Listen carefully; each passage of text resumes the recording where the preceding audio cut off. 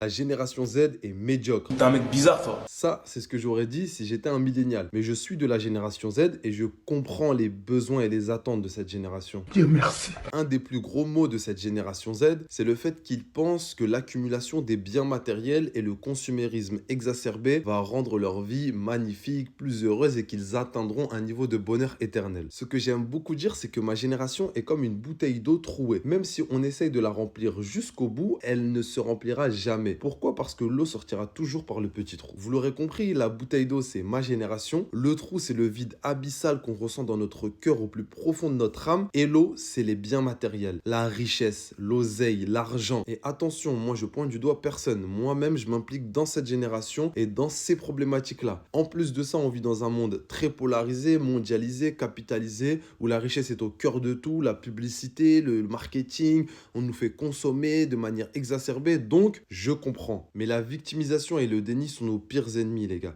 C'est pour ça qu'à ma petite échelle, bien sûr, en toute humilité, j'essaye de sensibiliser mes frères et sœurs de cité. Vous êtes des génies, vous êtes bourrés de talent, en fait. S'il vous plaît, arrêtez de penser qu'avoir un sac Birkin ou une dernière casquette Gucci, c'est ce qui va vous rendre heureux et que ça doit être un goal. C'est impossible. C'est d'une tristesse abyssale. Dis-moi ce que tu penses de mon analyse en commentaire. Abonne-toi et n'oublie pas, les cités dorment, réveillons-les pour les transformer en cités d'or.